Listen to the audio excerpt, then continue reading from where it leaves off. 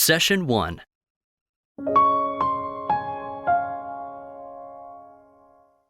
A note for parents and teachers. Before we begin, here's an overview of how this course is constructed. We start with a focus on commonly used, challenging, and age-appropriate vocabulary.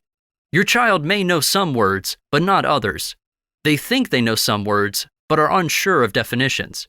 It's highly unlikely that they'll know none of the words in this course before they start, but other words will already be familiar. Experts estimate that children need to be exposed to a word between 10 and 20 times to really use it effectively. That's why you'll see this course use different techniques and repetition to help build word fluency. This course is part of a series, and once your child or even you have mastered this word set, they can progress to the next grade level. The grade targeting used is, of course, an average. Children learn in different ways and have strengths in different areas. You may find that your child learns most at above or below the stated grade level on the course. That is totally fine. The only important thing is that your child is learning, having fun, and growing.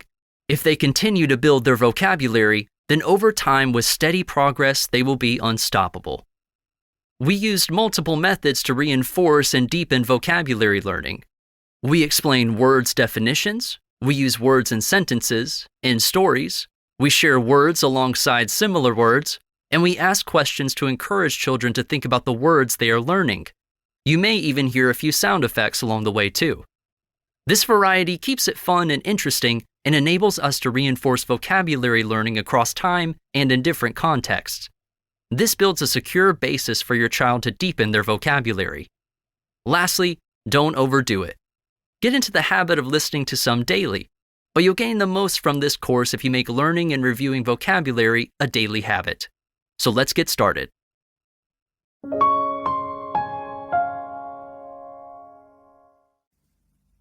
Arrange, to put things in order. Couple, two individuals of the same sort considered together. Boards, long, thin, flat pieces of wood or other hard material. Doubt, feeling of uncertainty about something. Tiny, very small.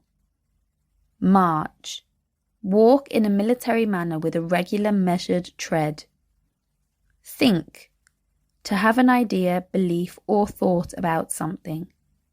Dash, to run in great hurry.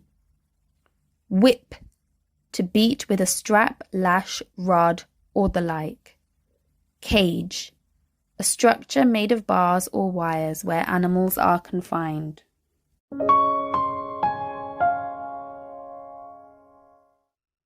The opposite of famine is abundance or feast. The opposite of shallow is deep. The opposite of disaster is success or miracle. The opposite of frantic is calm. The opposite of lack is abundance.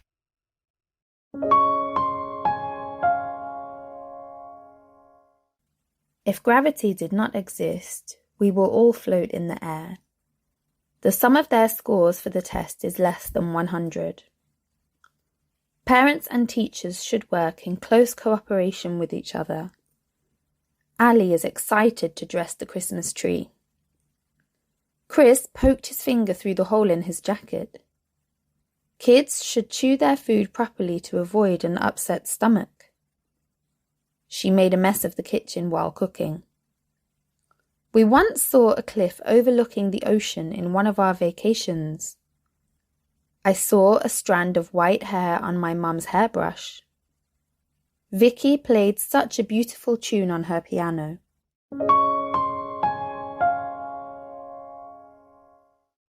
The Grand Library.